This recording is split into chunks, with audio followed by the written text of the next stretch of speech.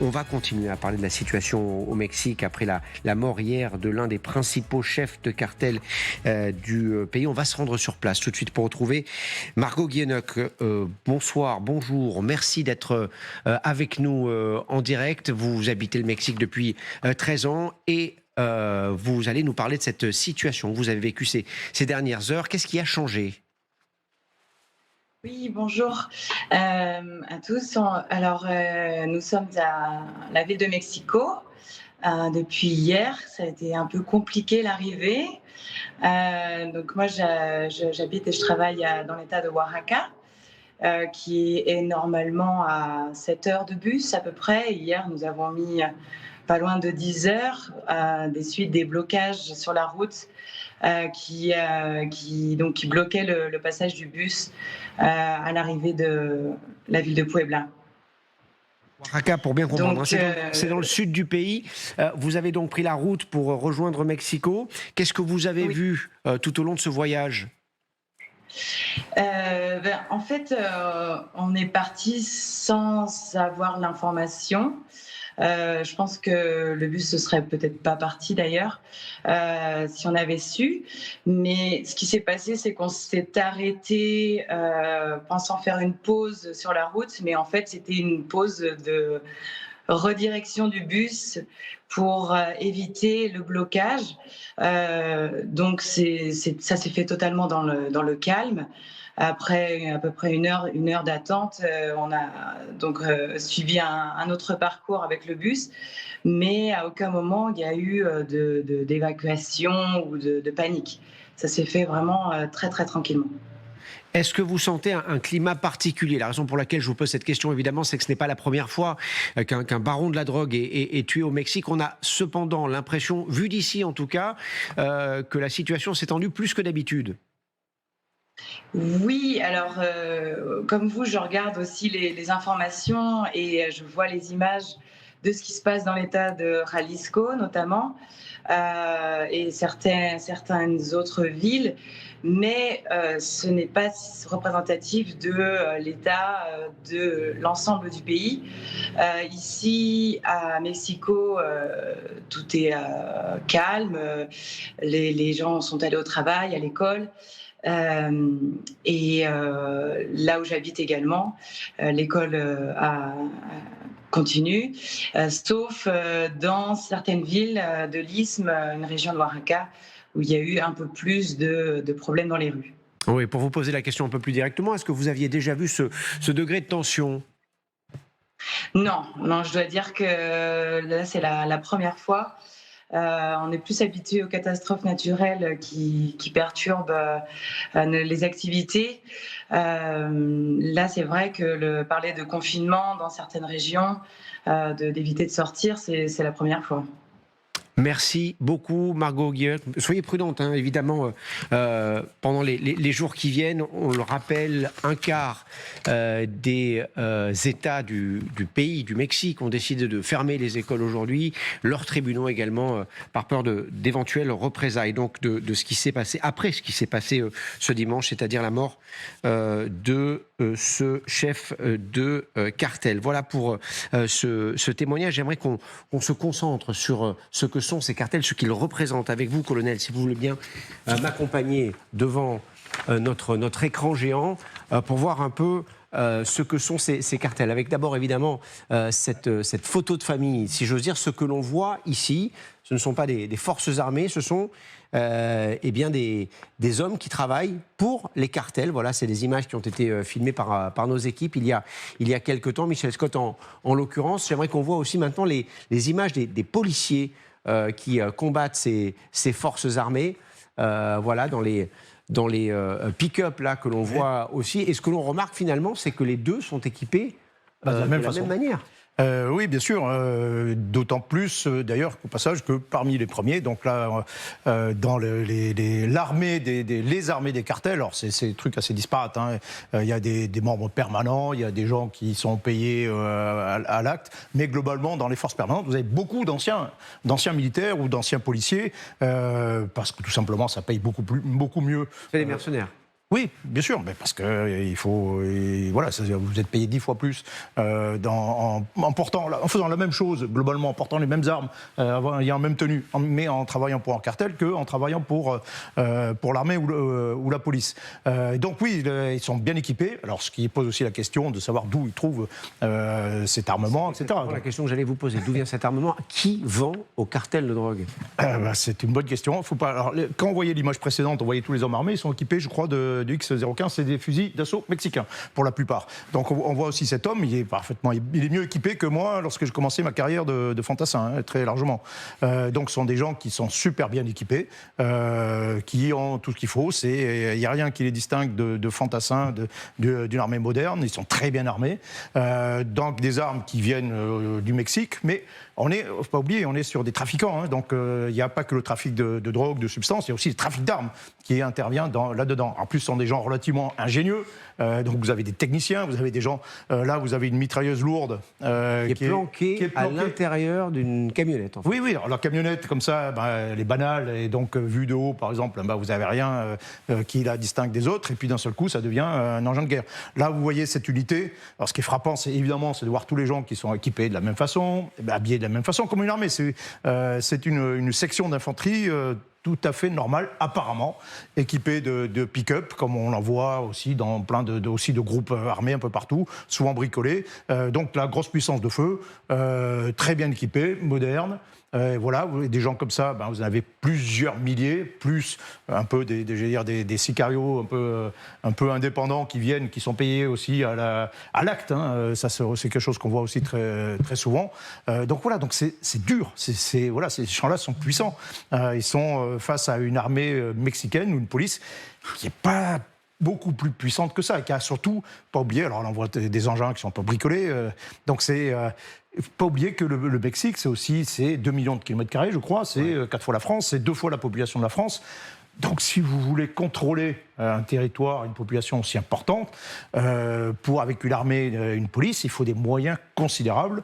Et ces moyens, les Mexicains, ils les ont pas. Ils ne peuvent pas tout contrôler, tout simplement, s'ils le voulaient. Sans oublier que l'argent, il est plutôt du côté des cartels. Et ça, c'est leur principale force, en fait, il faut être clair, c'est l'argent, quoi. Et ces cartels, nous, on a pu les filmer. En l'occurrence, c'est une équipe de TF1, Michel Scott, qui l'a fait il y a quelques mois. Je vous propose de regarder. Ça arrive, si tout va bien. Alors, l'image de Michel Scott. Ils ont toutes sortes d'armes. Des grenades, des drones. En fait, c'est comme une armée. Mais plus que ça encore. Ils renouvellent leur équipement encore plus souvent. Ça fait peur. Ce jour-là, il a filmé une armée, avec ses commandos d'élite, ses véhicules blindés, ses hommes en treillis et casques lourds, entièrement dévoués à leur chef. Nous sommes tes forces spéciales. Mencho, nous sommes tes braves. L'armée mexicaine est beaucoup. Voilà, donc pour ces images filmées par Michel Scott et ses équipes il y a quelques mois, qui nous montrent la puissance que ces forces militaires, paramilitaires veulent exposer à la face du monde. Une mise en garde de la France concernant les ressortissants français qui habitent actuellement ou qui seraient au Mexique. Eh bien, ils doivent faire preuve de la plus grande prudence et rester confinés. Pour ce qui est en tout cas des États concernés par les attaques ou les agressions menées par les cartels de drogue, le plus bien sûr, c'est de rester chez soi et de ne pas bouger si cela est possible. Évidemment, la question qui se pose aujourd'hui, c'est de savoir si ce qui se passe au Mexique peut se reproduire ailleurs, et notamment en Europe, où la drogue continue d'arriver et continue de désorganiser tout l'environnement social, politique, administratif parfois. Ça a été le cas notamment en Belgique il y a quelques mois. Des juges dénonçaient le fait que leur pays soit devenu un narco-État. En France, Bruno Retailleau, pour ne pas le citer, mais vous allez le voir, il n'est pas le seul, parle aussi d'une certaine mexicanisation de la France. Qu'est-ce qu'on entend par là, Guillaume Roquette ? On entend par là d'abord une consommation qui ne cesse d'augmenter. C'est-à-dire que les Mexicains exportent leur drogue, nous, on l'importe. Je rappelle juste 2 chiffres, il y a 5 millions de consommateurs de cannabis en France, et il y a 1 100 000 consommateurs de cocaïne d'après les estimations.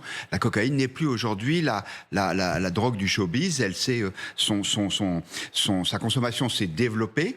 Il y a donc un développement en chiffres, il y a aussi un développement géographique. Aujourd'hui, il n'y a plus une sous-préfecture en France, plus un chef-lieu de canton, y compris en milieu rural, où il n'y ait pas du trafic de drogue. Donc le marché, il est là. Et évidemment, dans une économie capitaliste, c'est l'offre et la demande, et quand la demande est là, l'offre s'adapte. Alors, est-ce qu'il y a une mexicanisation de la France ? Ce qu'on peut dire, c'est qu'il n'y a pas le même degré de corruption mais évidemment, vous avez dans les endroits sensibles, je pense au port, le port du Havre par exemple, vous avez des tentatives constantes de corruption des autorités de police par les trafiquants.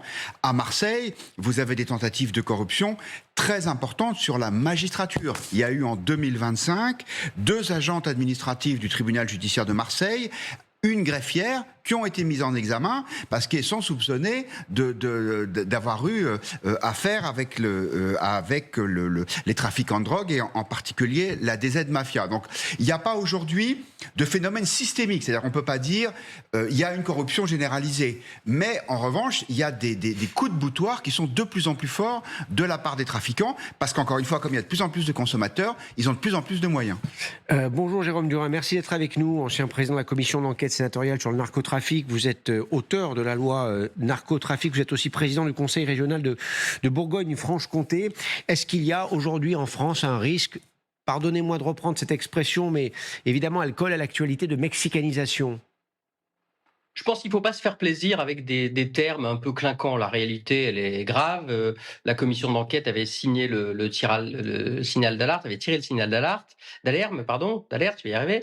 On a besoin de réagir face à une submersion par la cocaïne de notre pays et une criminalité qui est en hausse depuis plusieurs années. Donc évidemment, il y a une situation qui justifie une grande sévérité dans la répression et une meilleure organisation. C'est ce que la loi narcotrafic a apporté.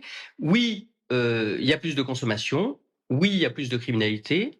Oui, il n'y a plus de zones blanches en France et ça concerne désormais des zones rurales autant que des zones urbaines. Et rapport après rapport, on voit que le chiffre d'affaires augmente.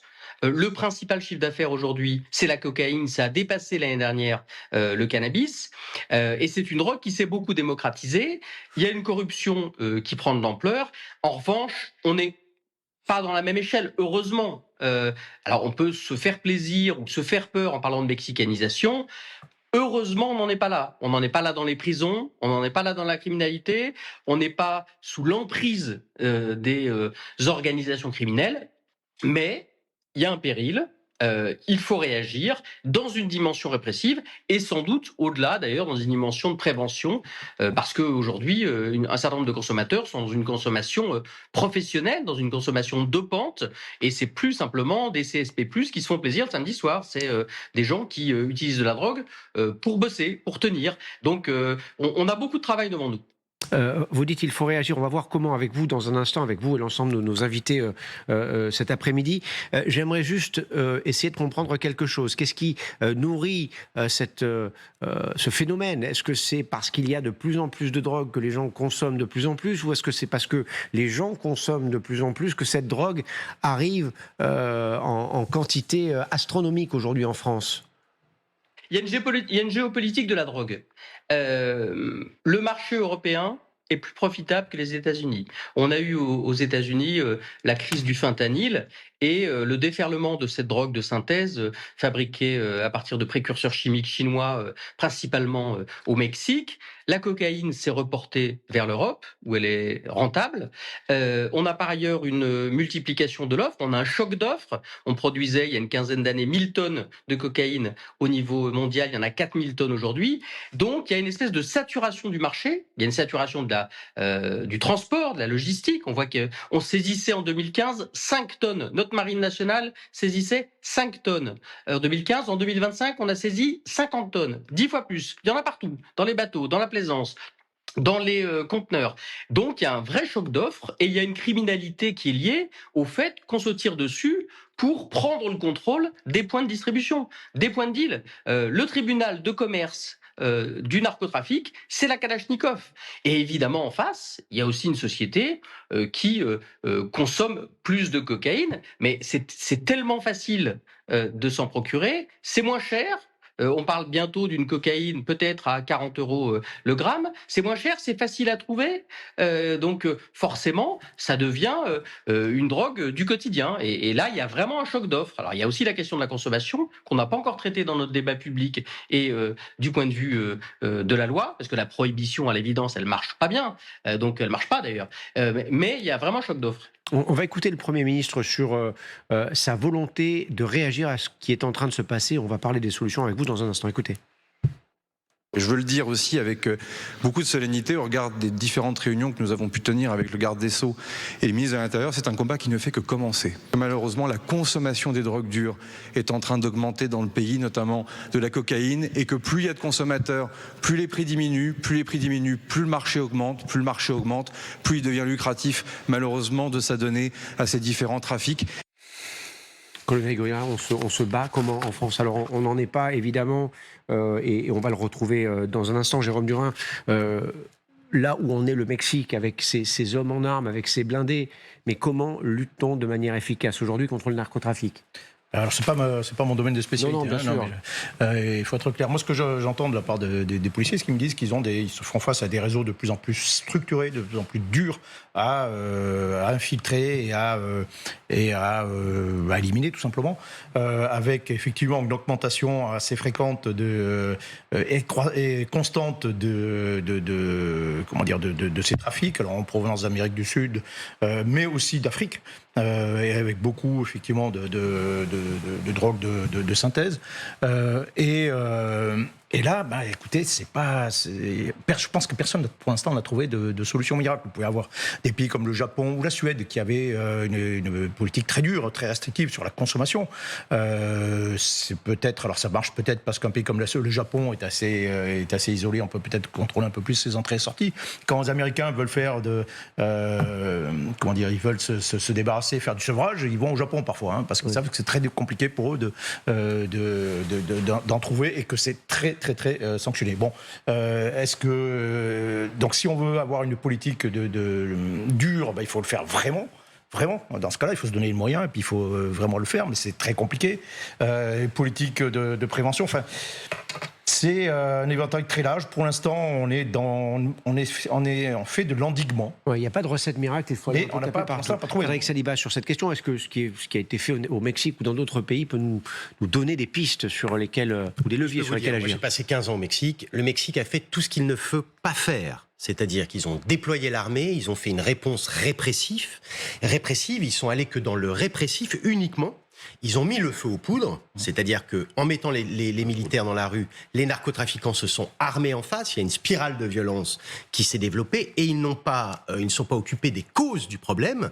Je l'ai écrit plein de fois, mais la pauvreté fait le lit de la criminalité. Il n'y a pas de narcotrafic sans narcocorruption. Ils ne sont pas occupés de ça. Ils ont fait une réponse. Et d'ailleurs, en France, sur certains éléments, je vois un parallèle par rapport à une réponse police-justice, mais qui oublie les autres éléments qui sont politique urbaine, éducation, sanitaire, vous en parliez, et que sans une stratégie globale, ce qu'on risque d'avoir en France, alors évidemment, ça n'a rien à voir avec la mexicanisation, on n'est pas du tout dans la même ampleur, mais attention au point de bascule et à la rapidité, vous en parliez, c'est impressionnant ce qui est en train de se passer en France, et si on continue à avoir des œillères du côté du gouvernement avec une réplique qui n'est que répressive, je peux vous dire que dans 5 ou 10 ans, on risque d'avoir les mêmes choses, et je vous rappellerai que quand le gouvernement a créé ces quartiers de haute sécurité dans les prisons, on a eu des incendies de voitures devant les prisons et on a eu des menaces de personnel pénitentiaire.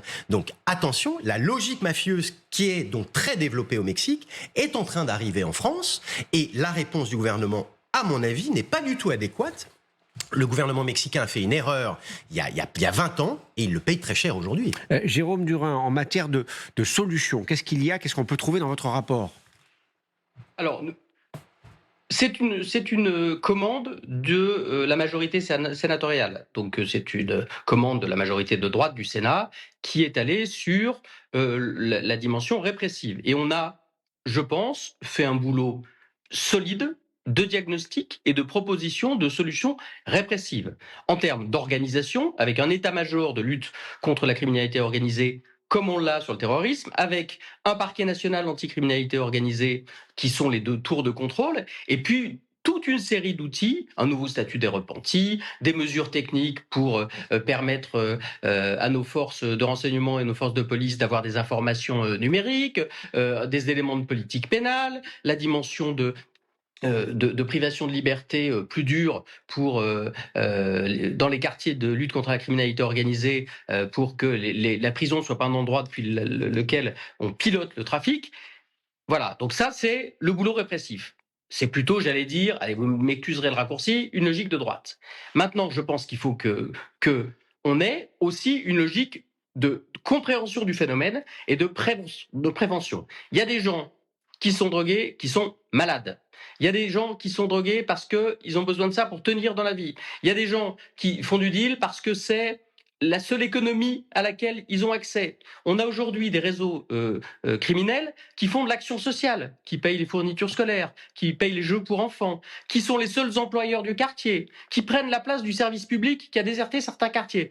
Donc si on ne s'intéresse pas à la dimension sociale, on peut continuer de dire, et il faut le faire, et on l'a fait avec la loi, il faut taper, il faut réprimer, il faut se battre contre les criminels, mais ça ne suffira pas si on ne travaille pas sur la société, sur l'accompagnement, sur la prévention pour laquelle on est très faible, et sur le soin. Et moi, j'appelle une grande loi qui soit aussi ambitieuse sur ces derniers points que ce qu'on a fait sur le répressif, faute de quoi on aura travaillé sur l'offre, mais on sera encore très faible, trop faible sur la demande. Ce que pensent les Français de la situation dans le pays. Regardez ce sondage. 72% d'entre vous pensez que la France est en voie de mexicanisation. Beaucoup de drogue, et une drogue qui viendrait gangréner évidemment les différents services publics, politiques, police, justice, etc. etc. Est-ce qu'on a le sentiment, est-ce que vous avez le sentiment, Guillaume Roquette, en France, que les politiques prennent cette question à bras-le-corps? Est-ce qu'elle est traitée de manière suffisamment importante aujourd'hui par rapport à ce qu'elle représente dans la société française? Je pense que la bonne volonté n'est pas en cause. Je pense qu'effectivement, s'il y a autant de Français qui sont inquiets, c'est parce que, comme je le disais tout à l'heure, le trafic de drogue aujourd'hui, il est vraiment national et il se diffuse jusqu'en milieu rural. Après, je suis pas certain, je parle avec prudence parce que moi je suis pas un spécialiste de ces sujets, que, on va dire, davantage d'accompagnement social, ça permettrait de faire baisser les trafics. Je vous rappelle que en 2024, Emmanuel Macron, dont on connaît l'attachement pour cette ville, a mis en place un plan qui s'appelle Marseille en grand. C'est 5 milliards d'euros mobilisés dans les transports, le logement, le social. Est-ce que vous croyez vraiment que les gens de la DZ Mafia vont dire « Ah ben oui, finalement, c'est merveilleux parce que y a des accompagnements scolaires personnalisés le soir à l'école et donc on va arrêter nos trafics ». Je pense qu'aujourd'hui, on n'en est plus là. Et donc, la question que je me pose, et là encore une fois, j'ai pas de réponse, mais il y a des pays qui sont partis dans des politiques répressives qui sont pas celles de l'Europe. Je pense, même si c'est pas le même cas qu'au Mexique, parce que les gangs du Salvador, c'est plutôt des gangs qui font du racket, du trafic d'armes, etc. Mais au Salvador, il y a un président qui s'appelle Bukele et qui fait une politique de répression, d'une dureté qu'on n'imagine pas en Europe. Mais il faut se poser la question, est-ce que c'est pas par là qu'il faut aller ?